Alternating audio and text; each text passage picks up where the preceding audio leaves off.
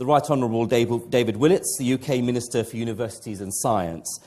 Minister Willetts has been an MP for Havant since 1992. Havant is in Hampshire, near my neck of the woods where I live in Portsmouth. He's previously worked at the Treasury and at the Number 10 Policy Unit. David Willetts is known to all of us in the UK science and engineering community as a keen advocate of investment in research and innovation as an engine for driving economic growth. His latest publication, 8 Great Technologies, published by the think tank Policy Exchange in January this year, makes the case for investment in 8 emerging technologies where the UK has a potential to be a world leader. Ladies and gentlemen, David Willetts.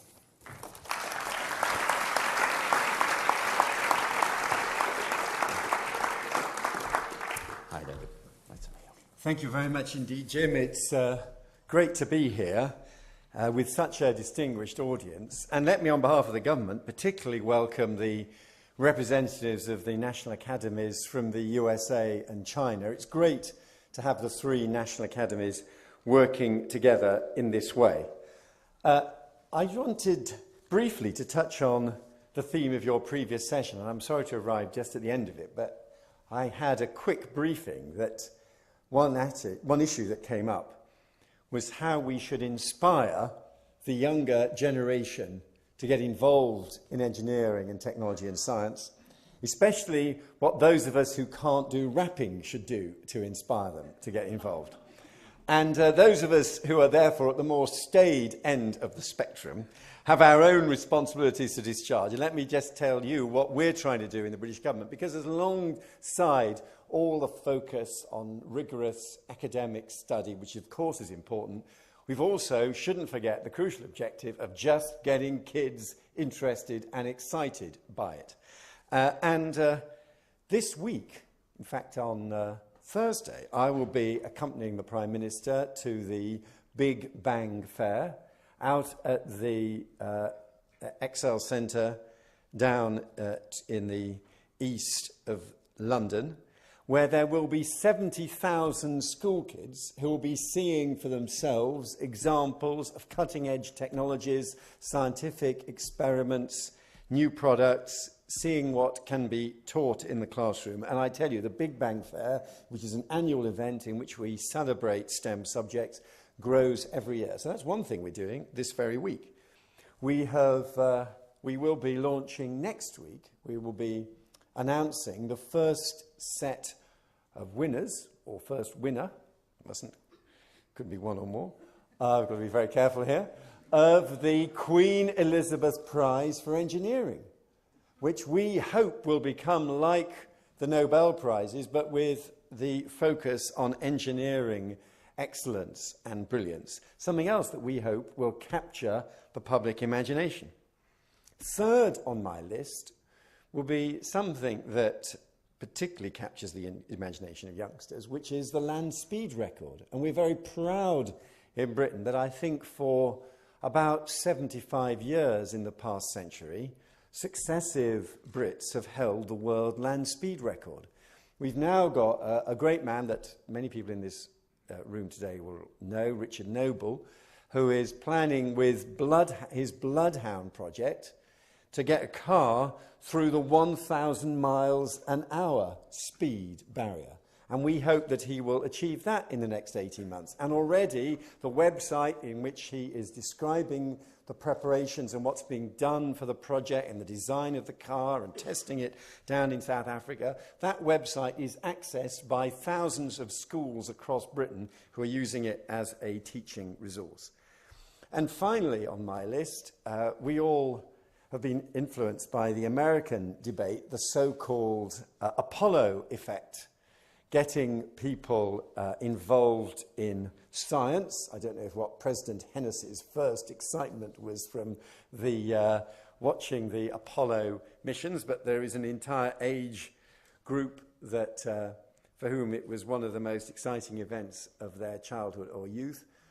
And although it is on a much more modest scale, I very much hope now that Britain is playing a far more active role in the European Space Agency and has joined the International Space Station, that our trainee astronaut Tim Peake will get a flight. And if, and it's still an if he does secure a mission up to the space station, we're absolutely determined to use the period, the run-up, the year or 2 years that we would have to plan for that, to use the excitement of a British astronaut.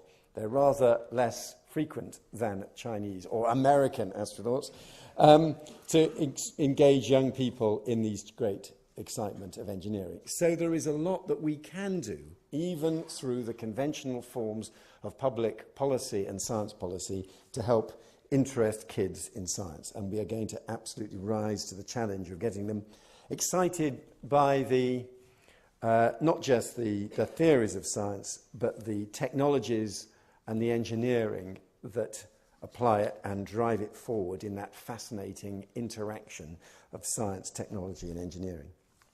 And I wanted very briefly to touch on that in my remarks. You heard from Jim about 8 great technologies, and we in Britain have been doing horizon scanning, foresight exercises.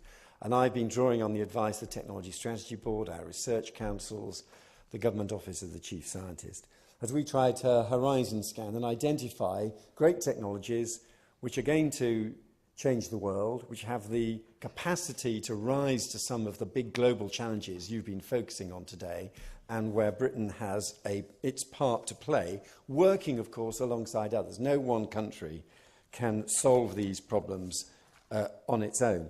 And very briefly, just because I'd be fascinated to know, especially with our international visitors, share this analysis. The 8 that we have identified are, first of all, data-driven science, the power of high-performance computing linked to the software to get maximum output from high-performance computing, and its capability, indeed, to transform conventional engineering challenges, the arrival of the virtual prototype, rather than having physically to build kit and test it and stick it into a wind tunnel or test it in some other way. Instead, as you get to seriously powerful computing, you can do virtual modeling and virtual prototyping.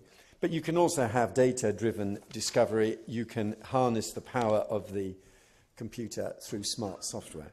Second on my list, as a crucial source of data, and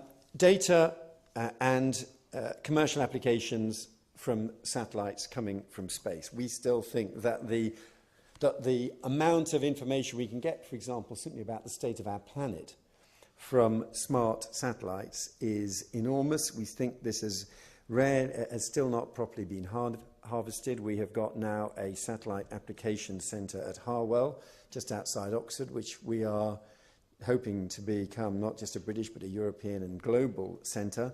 We in Britain, of course, are proud of our engineering achievements, particularly in small satellites, but we want to analyse and use the incredible data flow coming from space and satellites. The third area of technology that we're interested in, and this still relates to computing because, again, it's only possible because of smart computing and very powerful software, is robotics and autonomous systems. I had the privilege the other month in California of sitting in Google's driverless car as we rolled down the freeways outside Palo Alto with nobody's hand on the steering wheel. And of course, the advantages of these driverless cars is they're so much safer than when humans drive things. That's why they say when we have the autonomous plane, it'll be flown by a man and a dog. The man's job will be to feed the dog, and the dog's job will be to bite the man if he touches the controls. And that, we believe, is the future. I will be next week going to, in fact, later this week, I'll be in Oxford seeing their driverless car, which, again, we are investing in with very smart software. And if I may say so, and just a hint here of comparison and rivalry with our friends in the US, when we looked at the NASA Curiosity probe and the rover vehicle that it now has on Mars, of course, landing the Curiosity probe on Mars last year was I mean, there are experts in this room, I think was probably one of the great engineering feats of 2012. And it really was an extraordinary accomplishment, and people can take great pride in that.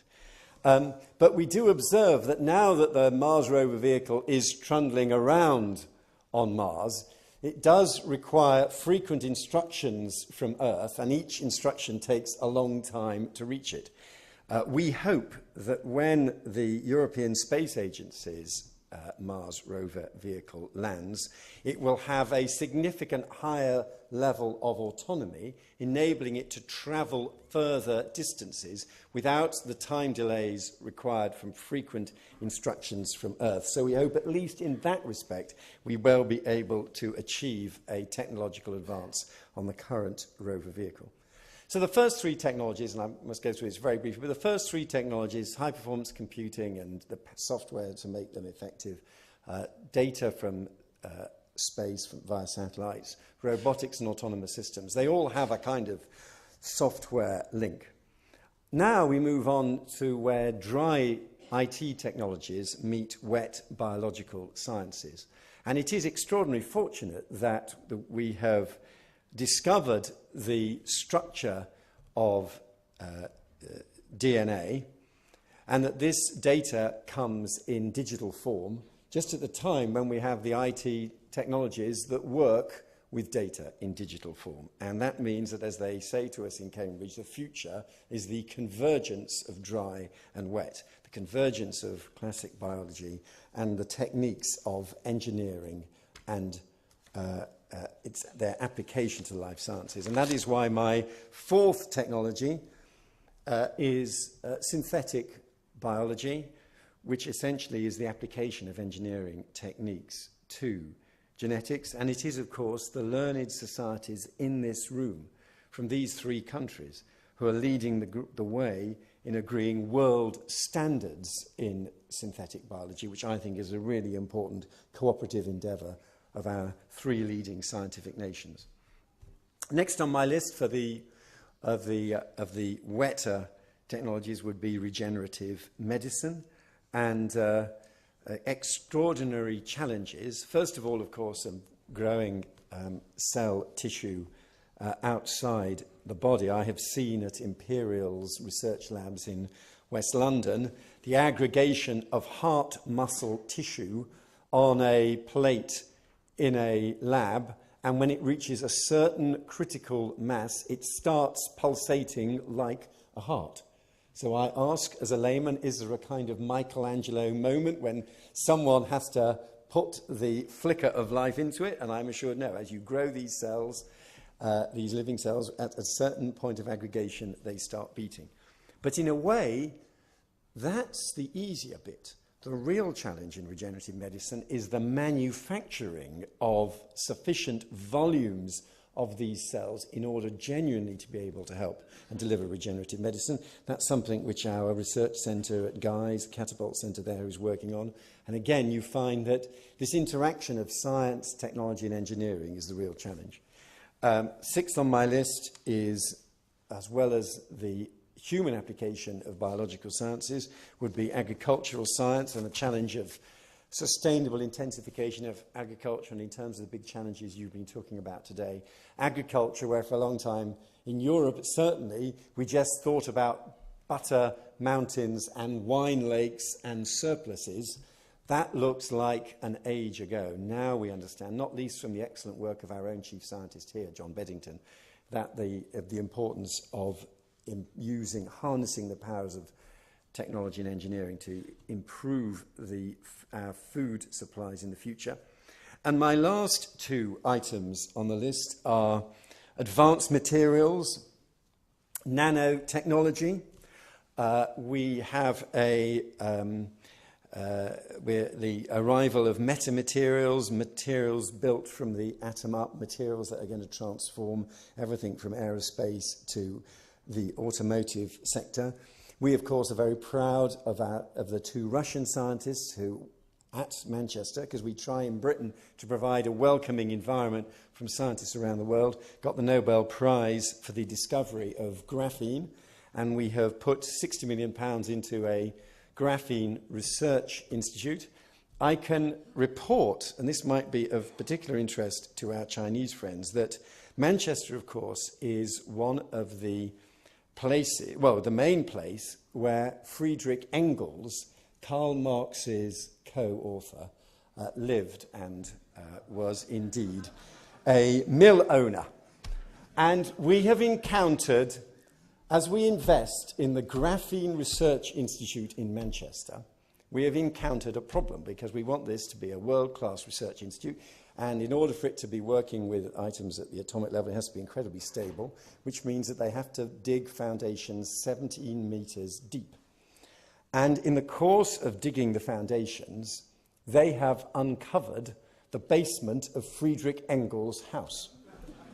So and indeed some of our enthusiastic Nobel Prize winners thought that the Graphene Research Institute should be renamed, therefore, the Engels Institute, which I'm not sure was quite how the Chancellor, when he found the money, envisaged it being named. But it is, we are committed to research in these advanced nanomaterials. And finally, of course, energy and energy storage. And this, for us in Britain, is an example of something that we haven't always got right, where we need to raise our game. Looking around this room, there must be hundreds of mobile phones and laptops and iPads, probably powered by lithium-ion batteries, based on a chemical reaction that was developed at Oxford in the early 1980s. But although British scientists did the work, the industrial production of those batteries largely went to Japan, which was better organised to commercialise and industrialise the discovery. We want to raise our game on that, and it's why the government, as well as supporting scientific activity and the research base, are also supporting investment in the development and commercialisation of the engineering and the technologies needed to spread them. We can't simply rely on business to fund all those costs. There is a genuine role for government in taking science and driving its application. So those are 8 great technologies. I think between them they really do have the scope to rise to the great global challenges that we are facing and addressing in this conference today. I'm sure that the expertise in this room today is going to be able to rise to the challenge of delivering those technologies to tackle the global challenges. But if by any chance we in this room aren't able to tackle them all, it is so important that the younger generation coming on after us are encouraged themselves to participate in science and engineering, and that's what we're committed to. And I am finally able to announce, because we are celebrating today this research and engineering and scientific collaboration, I'm able to announce that from our budget we will be investing a further £47 million in 5 frontier engineering projects which are aimed at addressing some of the major engineering challenges facing the world, and projects focusing on the summit's themes of resilience, health and technology and growth, developing new diagnostic tools and therapies in health, exploring the use of hexagonal structures in technology, improving urban infrastructure planning and modelling. We continue, even when public expenditure is tight, to support science and technology in any way that we can, because we know that is our best hope of tackling the global challenges this conference is all about. Thank you very much indeed. Thank you very much, David. Thank you very much, Minister, for inspiring words to end the first day. Ladies and gentlemen, I guess we've all earned your drink. We now have a drinks reception up on the 3rd floor in the Riverside room. We'll also be serving drinks in some of the breakout rooms where you had lunch, and the staff will direct you there. So thank you all for coming for the first day. Can I just remind you all to bring your badges in order to gain entry to the summit tomorrow, and see you all bright and breezy tomorrow morning. Thank you.